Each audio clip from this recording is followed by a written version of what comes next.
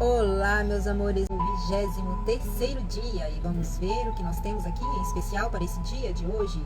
E nós começamos dizendo o seguinte: como crescemos? Vamos ver? Crianças precisam crescer. Deus quer que cresçamos em tudo como Cristo cresceu. Está lá em Efésios 4:15. O propósito disposto para nós não é que continuemos como eternas crianças. Está em Efésios 4:14. Deus quer que você cresça. O objetivo do Pai Celestial é que você amadureça e desenvolva as características de Jesus Cristo. Lamentavelmente, milhões de cristãos envelhecem, mas nunca crescem. Emperram-se numa perpétua infância espiritual, permanecendo de fraldas e sapatinhos de crochê. O motivo é que nunca pretenderam crescer. Não evoluem em estatura, mas não evoluem em comportamento, em unção espiritual. Crescimento espiritual não é algo automático. É necessário que haja um compromisso voluntário. Você deve sim querer crescer, decidir crescer, fazer um esforço para crescer e persistir em querer crescer. O discipulado, o processo de se tornar semelhante a Cristo, sempre começa com uma decisão. Jesus nos chama e nós respondemos: eis-me aqui, Senhor. Venha, seja meu discípulo. E Jesus lhe disse. Então Mateus levantou-se e o seguiu. Quando os primeiros discípulos escolheram seguir a Jesus, não compreendiam todas as implicações da decisão que haviam acabado de tomar. Simplesmente atenderam ao convite de Jesus. Isso é tudo de que vocês precisam para começar. Aceitando, dando o primeiro sim. Decidir tornar-se um discípulo de Jesus. Nada muda mais a sua vida que os compromissos que você escolhe fazer. Seus compromissos podem desenvolvê-lo ou destruí-lo, mas de qualquer forma serão determinantes para você, ou para o bem ou para o mal. Diga-me com o que você está comprometido e eu lhe direi aonde estará em 20 anos adiante. Tornamo-nos aquilo com que estamos comprometidos no atual momento. É nesse estágio do comprometimento que a maioria das pessoas perde o propósito de Deus para a vida delas, infelizmente. Muitos têm medo de se comprometer com qualquer coisa e simplesmente ficam vagando pela vida. Outros assumem compromissos superficiais, com valores conflitantes, o que leva à frustração e à mediocridade. Outros se comprometem inteiramente com objetivos seculares, como enriquecer ou simplesmente como ficar famoso, e acabam desapontados e amargos, frustrados. Toda escolha tem consequências eternas. Logo, é melhor que você escolha sabiamente.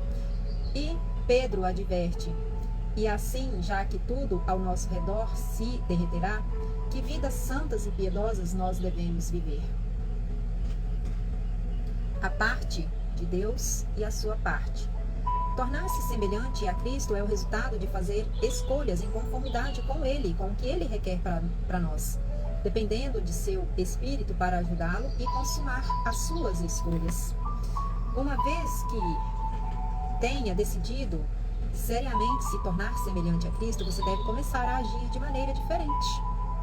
Você precisará se livrar de alguns procedimentos antigos, de alguns hábitos, de alguns costumes, desenvolver novos hábitos e intencionalmente mudar a sua forma de pensar. Mudança de mente, transformação. Esteja certo de que o Espírito Santo o ajudará nessas mudanças. E a Bíblia nos diz: ponham em ação a salvação de vocês com temor e tremor, pois é Deus quem efetua em vocês tanto o querer quanto o realizar, de acordo com a boa vontade dele e não com a sua vontade. Esse versículo mostra as duas partes do crescimento espiritual. Ponham em ação e efetua em vocês. O ponham em ação é o nosso dever, é nós quem devemos agir. E o efetua em vocês é o papel de Deus, é a ação do Espírito Santo em nós. Crescimento espiritual é um esforço de cooperação entre você e o Espírito Santo de Deus que habita em você. O Espírito Santo de Deus trabalha conosco e não apenas em nós. Esse versículo direcionado aos cristãos não é sobre como ser salvo, mas sobre como crescer espiritualmente. Não trata de trabalhar pela salvação, porque você não pode somar nada ao que Jesus já realizou por você.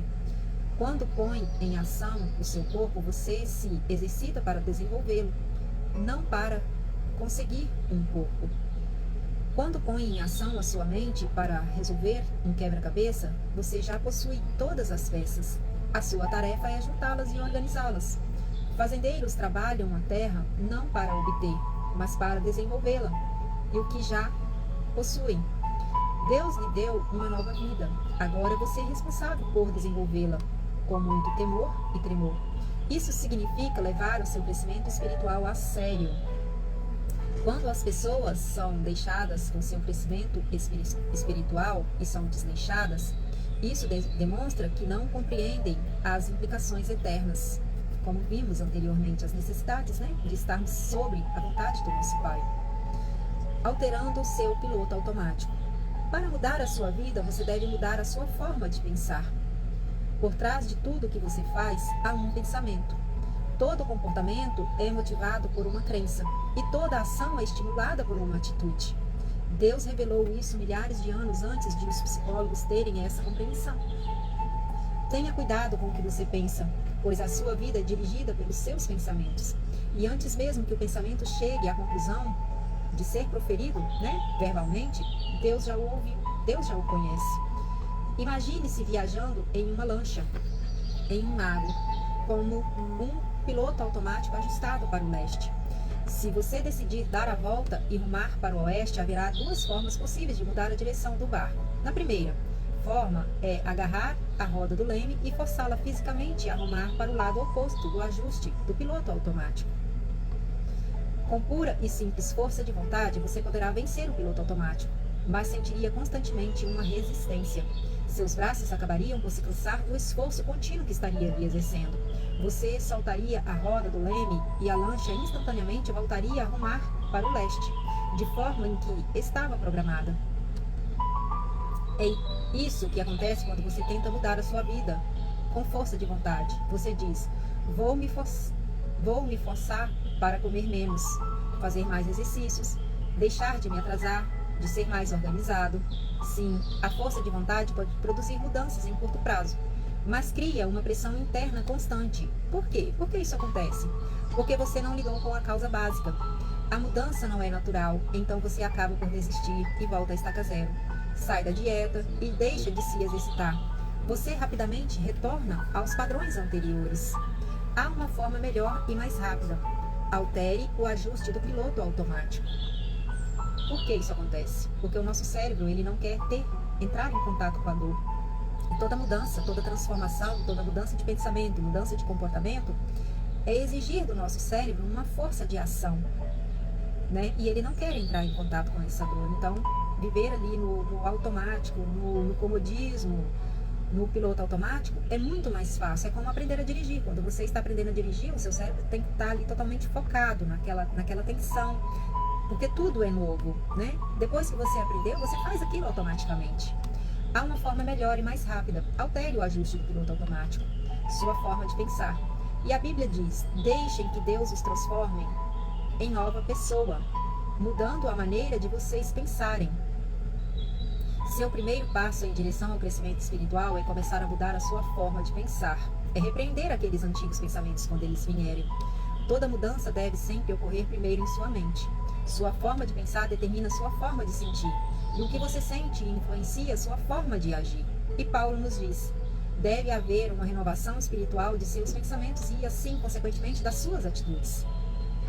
Para ser semelhante a Cristo, você deve desenvolver a mente de Cristo. O Novo Testamento chama esse desvio mental de arrependimento, que em grego quer dizer literalmente mudar de ideia. Arrependei-vos. Tudo começa no arrependimento. Você se arrepende sempre que muda sua maneira de pensar, ao adotar a forma de Deus pensar. Sobre si mesmo, sobre o pecado, sobre Deus, sobre as outras pessoas, sobre a vida, sobre o seu próprio futuro e sobre tudo mais do qual está ao seu redor. Você assume a perspectiva e o enfoque de Cristo. Recebemos a seguinte ordem da palavra: tenham entre vocês o mesmo modo de pensar que Cristo Jesus tinha. Isso se divide em duas partes. A primeira metade dessa alteração mental é é parar de ter pensamentos imaturos. Os mais são egocêntricos e egoístas. E a Bíblia nos diz: deixe de pensar como crianças, com respeito ao mal. Sejam crianças, mas quanto ao modo de pensar, sejam adultos. Os bebês são, por natureza, completamente egoístas. Eles só pensam em si mesmos, nas suas próprias necessidades. São incapazes de dar. Só conseguem e só querem receber. Isso é uma forma imatura de pensar. Infelizmente, muitas pessoas nunca crescem além desse tipo de pensamento. Por quê? Permanecem eternas crianças. E aqui, geralmente, o que acontece quando você permanece eternas crianças? Existem feridas. Né? A sua criança interna está com feridas, e essas feridas vieram ali da sua infância. Então, muitas das vezes, o não conseguir mudar é porque existem feridas profundas, e é preciso sim entrar em contato com essas feridas, com essa dor, para curá-las e acolher a sua criança interna. Infelizmente, muitas pessoas não crescem além desse tipo de pensamento, e a Bíblia diz que os pensamentos egoístas é a fonte do comportamento pecaminoso. Os que vivem segundo o próprio ego pecaminoso só pensam nas coisas que o seu ego pecaminoso deseja. É o eu. É você só pensar em você. Né? Eu estou ferido, eu vou para o vitimismo, eu vou para o infantilismo. A segunda parte da mudança, que leva a pensar como Jesus, é começar a ter pensamentos maduros. Aqui entra a maturidade. Primeiro é humildecer, para conseguir assumir a autorresponsabilidade, alcançando a maturidade. Os quais se concentram nos outros e não em você mesmo. Em seu grande capítulo sobre o que é verdadeiro amor, Paulo concluiu que pensar nos outros é a marca da maturidade.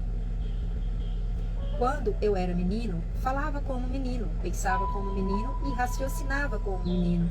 Quando me tornei homem, deixei para trás as coisas de menino. Hoje, muitas pessoas presumem que a maturidade espiritual é medida pela quantidade de informações bíblicas e de doutrinas que conhecemos. Embora o conhecimento seja uma das dimensões da maturidade, isso não é toda a história que revela a sua maturidade. A vida cristã é muito mais do que credos e convicções. Ela inclui conduta e caráter. Nossos atos devem ser coerentes com a nossa própria fé. E nossas crenças devem ser respaldadas por um comportamento cristão e verdadeiro, o que Cristo requer. O cristianismo não é uma religião ou vã filosofia, mas um relacionamento e um estilo de vida que Deus requer. A essência desse estilo de vida, como Jesus disse, é pensar nos outros e não em nós mesmos. A Bíblia diz: devemos pensar no bem deles e tentar ajudá-los, fazendo coisas que agradam a eles. Nem mesmo Cristo tentou agradar a si mesmo. E a exemplo de Cristo, nós devemos fazer o mesmo. Pensar nos outros é o cerne de se tornar semelhante a Cristo e a melhor evidência de crescimento espiritual. Esse tipo de pensamento não é natural, é contracultural, raro e árduo. São poucos que conseguem chegar a esse nível. Felizmente, temos a ajuda. Deus nos deu o Espírito Santo para nos auxiliar nesse processo. Por isso, não pensamos da mesma forma que as pessoas deste mundo. Alguns capítulos adiante, nós iremos ver as ferramentas que o Espírito Santo usa para nos ajudar nesse crescimento, para nos ajudar a crescer. Pensando sobre o meu propósito, um item para reflexão. Nunca é muito tarde para começar a crescer. Um versículo para memorizar. Não vivam como vivem as pessoas deste mundo, mas deixe que Deus a transforme por meio de uma completa mudança de mente de vocês. Assim, vocês conhecerão a vontade de Deus. Isto é, aquilo que é bom, perfeito e agradável a Ele. Está lá em Romanos 1:2:2. Uma questão para meditação. Em que área preciso parar de pensar do meu jeito e começar a pensar no jeito de Deus? Em meus passos, o que faria Jesus? Em seus passos, o que faria Jesus? Porque sim, nós sabemos que Jesus não excluiu ninguém. Ele foi totalmente inclusivo. Então, para seguir os passos de Jesus, o que eu preciso fazer? Aonde eu devo recorrer? Por onde começar? Comece pela decisão, pois é no momento de uma decisão que uma vida muda. Aí já seria um grande passo. Eu preciso, eu quero, eu busco e eu vou mudar. Mudar pensamentos, mudar atitudes, mudar comportamentos. Porque sim, com essa transformação, transformação de mentalidade, que é a metanoia, então sim, você poderá ser considerado filho de Deus, sendo a imagem e semelhança do Pai, assim como Cristo é. Que Deus abençoe a sua vida. Reflita, pense no que tem sido a sua vida. Não espere o momento certo. O momento certo que você tem é o agora. Não deixe para amanhã. O que você tem é o agora. Venha como está. Ele mesmo diz: venha como estás. Lança sobre mim as suas dores e eu vos aliviarei. E aquele que abrir a porta e permitir que eu entre, eu entrarei e cearei com ele. Que Deus toque no seu coração com essa mensagem. Que você reflita, que você pense no que tem sido a sua vida até aqui. E decida. Tome uma decisão. Tome um novo posicionamento. Tome uma nova direção. A partir desse momento você pode ter certeza que as portas estarão se abrindo. Vai ser fácil? Não, é um processo. Mas tenha fé. Tenha fé que portas serão abertas. Pessoas serão colocadas no seu caminho. Acredite. Um beijo no coração. Que Deus abençoe a sua vida. Que Deus abençoe a sua família. Até breve, onde estaremos trazendo uma nova reflexão, uma nova palavra de edificação para a sua vida. Fique com Deus. Beijo. Até mais.